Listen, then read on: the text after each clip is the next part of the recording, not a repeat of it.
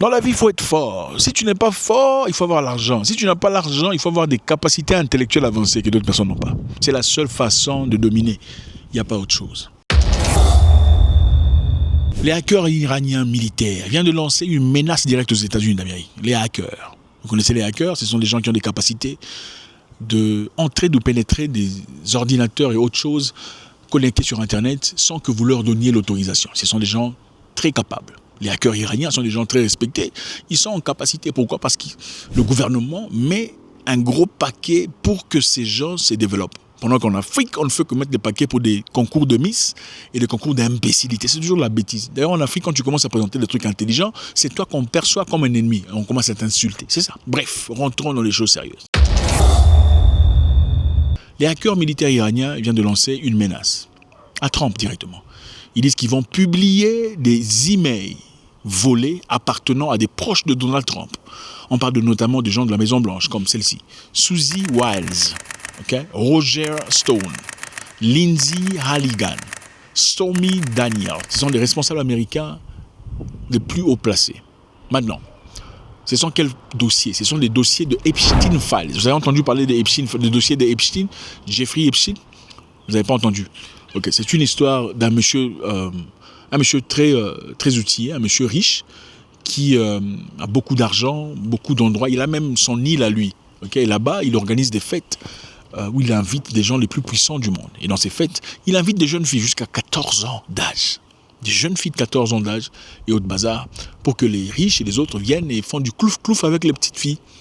Et maintenant, le monsieur a été arrêté et les dossiers révèlent qu'il y a beaucoup de gens puissants dans le monde qui faisaient partie de ce réseau. On parle des royautés en Angleterre, on parle de Bill Clinton, de Bill Gates, de Bezos et beaucoup de personnes. On va commencer à voir cette histoire tout de suite.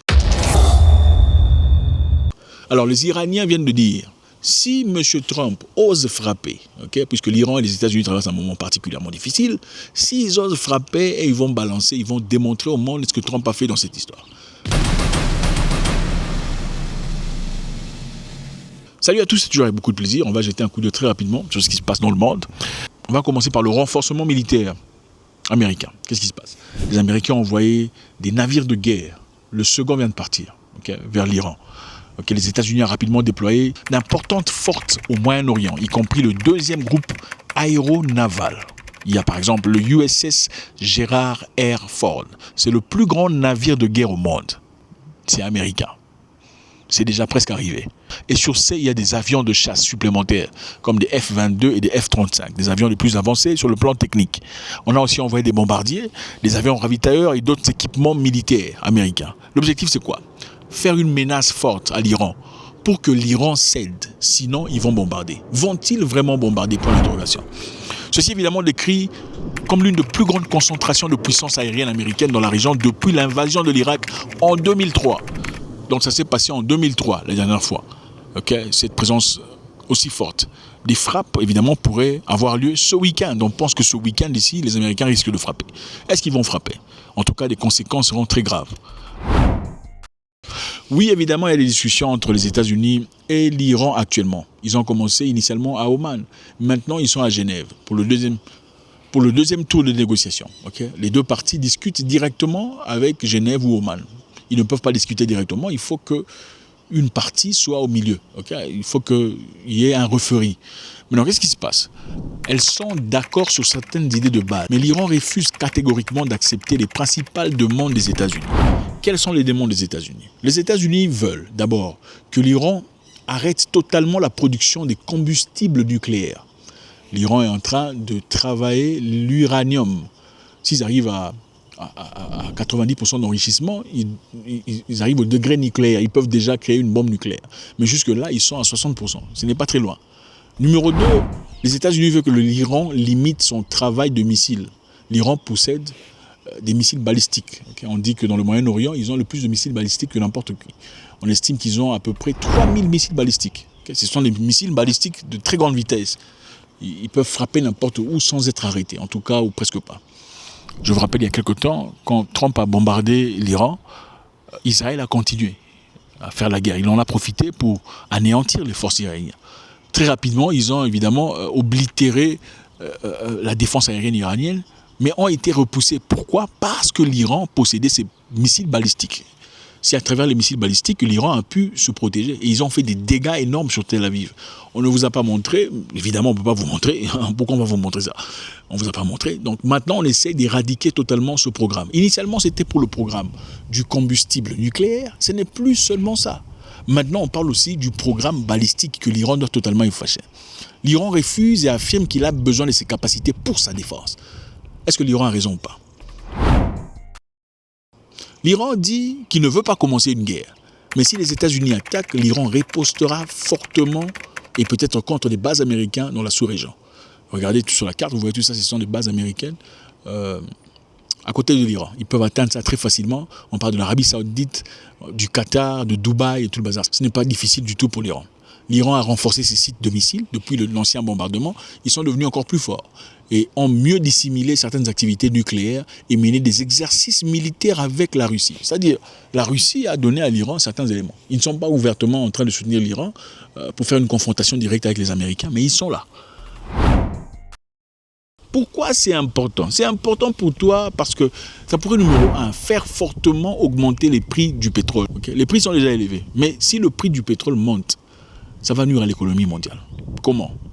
Parce que vous me regardez peut-être en mangeant, n'est-ce pas? La nourriture que vous avez dans votre assiette, les patates ou peu importe, ont été transportées de quelque part à quelque part. Depuis la ferme au traitement, depuis les traitements à votre cuisine. C'est une voiture ou un camion qui l'a transporté. Les camions ont besoin de quoi? De pétrole, de carburant. S'il y a une guerre avec l'Iran, le prix du carburant va monter. Et si le prix du carburant monte, c'est-à-dire que le propriétaire de transport va devoir payer beaucoup plus d'argent pour transporter votre nourriture. Et en payant plus d'argent, celui qui vend la nourriture va vendre sa nourriture beaucoup plus chère. Et c'est vous qui allez payer le prix le plus fort. Certains pensent que cette guerre pourrait impliquer des pays comme Israël, la Russie et d'autres groupes qui soutiennent l'Iran jusque-là. Et on pense aussi que les États-Unis pourraient mener une attaque limitée pour pousser l'Iran à accepter un accord plutôt qu'engager une guerre totale. C'est-à-dire on pense que les États-Unis pourraient attaquer quelques sites pour que l'Iran dise « Ok, mais un coup de pas, on arrête ». Sinon, voilà. Mais est-ce que l'Iran fera ça? Point d'interrogation. Je pense que l'Iran n'a pas l'intention de plier bagage. L'Iran, ce n'est pas le Venezuela. Les hackers militaires iraniens viennent de dire ouvertement que si Donald Trump essaye, ils vont publier toutes les histoires qui appartiennent à Trump. En tout cas, tout ce qui est lié à Suzy Willis, à Roger Stone, Lindsey Halligan et Stormy Daniels. Ce sont des chants. C'est apparemment des choses très chaudes. Okay?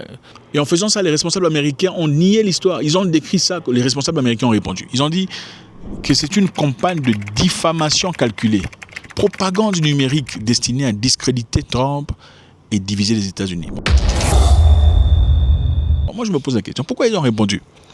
Si quelqu'un te dit, non, toi, tu es un monsieur, tu es un homme, mais tu fais clouf avec des hommes.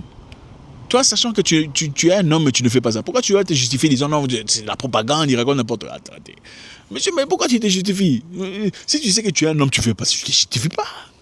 Tu ne te justifies pas dans les bêtises. On se justifie sur un truc qui a de sens. Attendez, on est où là? Hein? En se justifiant, on pense que ça pousse à réfléchir. Ok? Donc, on va dévoiler ces histoires de Trump avec Epstein. Alors, c'est qui Epstein?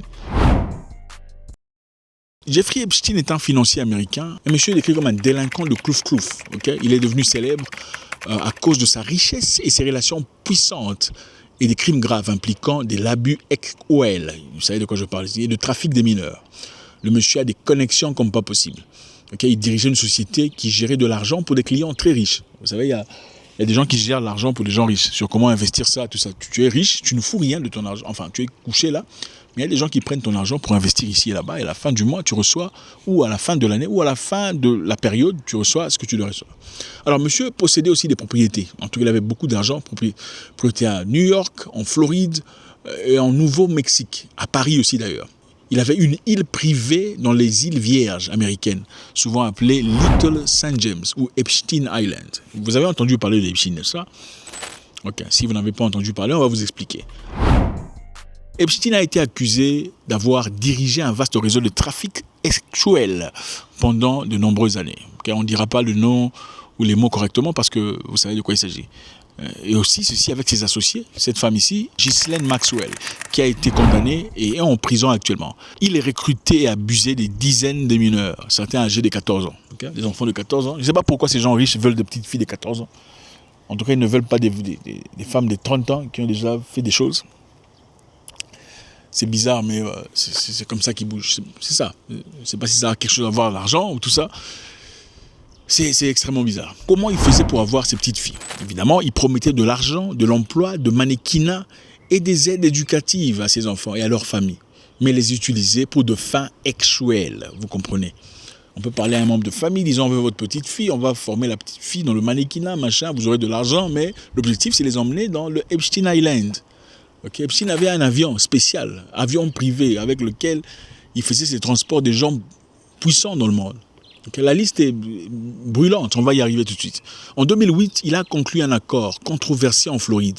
Epstein, après avoir été accusé, il a plaidé coupable pour les accusations et réduite à sa sentence. Okay? Qu'est-ce qu'il a fait? Il a parlé de la sollicitation d'un mineur à des fins de prostitution. Donc il a purgé 13 mois en prison avec la possibilité de sortir et de travailler. Donc Epstein a su comment, c'est lui-même qui a dit ouvertement, ce ne sont pas des choses imaginaires. Okay? Le procureur a déclaré qu'il abusait de cette jeune fille dans ses différentes propriétés et son avion privé surnommé Lolita Express pour transporter les victimes et des personnalités influentes. Donc il a un avion privé dans lequel il transporte des victimes et des personnalités puissantes. Okay. Donald Trump avait juré qu'il n'avait jamais été dans cet avion. Okay. Il y a beaucoup de personnes qui ont été citées, des connexions très puissantes. On parle ici de gens comme Bill Clinton, on parle de Donald Trump, on parle de Bill Gates, de Prince Andrew, okay, de England, et de scientifiques, des célébrités, tout ça. On vit dans un monde bizarre. C'est ça l'histoire de Epstein. Et Epstein était arrêté. Le document dont les Iraniens parlent ici, dans son entièreté, part d'un aperçu des activités d'Epstein qui impliquaient le recrutement, l'abus des jeunes mineurs, parfois jusqu'à 14 ans, et souvent dans des propriétés à New York, en Floride, en Nouvelle-Mexique ou dans des îles privées. Donc il y a beaucoup de documents, des registres des gens qui entraient dans l'avion, tout ça. On connaît les noms des gens qui entraient dans l'avion. Vous êtes entré dans l'avion d'un monsieur qui fait clouf avec des enfants, pourquoi? C'est quoi l'objectif? Vous êtes parti dans cette île-là pour faire quoi? Parce qu'on sait ce qui se passe là-bas. Comment les autorités les ont obtenus? Les dossiers, évidemment, proviennent d'enquêtes réelles menées sur plusieurs années. Ce sont des enquêtes de perquisition dans des maisons d'Epstein, à New York, en Floride et partout ailleurs. Il y a aussi le procès de Ghislaine Maxwell, cette femme ici, condamnée à New York, elle est toujours en prison. Il y a aussi des enquêtes de la FBI sur le trafic des petits enfants. Pourquoi tout n'a pas été entièrement publié? Donald Trump a promis à son public que s'il était élu président de la République, la première chose qu'il fera, c'est quoi? C'est libérer le dossier Epstein. Parce qu'il y a des noms, des gens puissants dans le monde qui font des trucs bizarres. Il n'y a pas seulement clouf des petits enfants, il y a aussi manger oui, tout ça là. Alors tout le monde attendait ça. Les gens ont voté Trump espérant que ça se passe. Mais jusque-là, ce n'est pas arrivé. Arrivé au pouvoir, Trump a fait quelque chose de très intéressant. Il a créé une nouvelle loi. La loi s'appelle Epstein File Transparency Act. Cette histoire a été signée en novembre 2025, qui a obligé le ministère de Justice à publier presque tous les dossiers avant décembre 2025. Okay, il a obligé de publier. Mais qu'est-ce qui s'est passé? On n'a pas tout publié. Pourquoi? Parce qu'on a publié, mais en publiant, on n'a pas tout rendu public. Donc Trump a demandé qu'on publie. On a publié effectivement, mais on n'a pas tout publié. On a couvert certains dossiers. Il y a des dossiers, on a libéré les dossiers qui sont censés être secrets au public, démontrant des gens qui ont fait des atrocités à des petites filles, des gens du gouvernement. Mais on a couvert. Pourquoi on a couvert? Pourquoi on a couvert l'histoire? Il faut demander, c'est ça. Donc Trump voulait se faire sortir des gens. Moi je dis qu'on libère. Mais en libérant, il savait qu'on n'allait pas tout libérer. Pourquoi on n'a pas tout libéré? Certains partis ont été supprimés pour protéger, ils disent-ils, la vie privée des victimes. D'autres, on a dit que c'était des secrets professionnels et d'avocats clients. D'autres raisons de sécurité nationale pour processus interne. Le ministère de la Justice affirme qu'environ la moitié des 6 millions de pages potentielles ne sont pas pertinentes. Des critiques, évidemment, notamment des démocrates au Congrès, estiment que trop d'informations restent secrètes. Donc, M. Trump voulait montrer que je vous avais promis, mais j'ai fait. J'ai dit libérer. Mais en disant libérer, on a aussi dit, bon, on ne peut pas tout publier. On va libérer le peuple, mais on ne va pas tout. Qu'est-ce qu'on a caché? Maintenant, les Iraniens disent, nous, on a tout ça là. Si vous bombardez, on libère. Les registres d'avion indiquent que Trump aurait voyagé au moins 8 fois dans l'avion d'Epstein, de 1993 à 1986, dont un vol avec seulement Trump, Epstein et une femme non identifiée. Ce qui contredirait ses déclarations publiques affirmant qu'il n'a jamais pris l'avion d'Epstein. Trump a dit qu'il n'avait jamais pris l'avion d'Epstein. Mais il y a un document, un registre de vol qui démontre que monsieur était dans l'avion avec Epstein et une femme non identifiée. Les Iraniens disent, tu bombes, nous on le montre. Faites-moi savoir ce que vous en pensez, c'est toujours avec beaucoup de plaisir. God bless.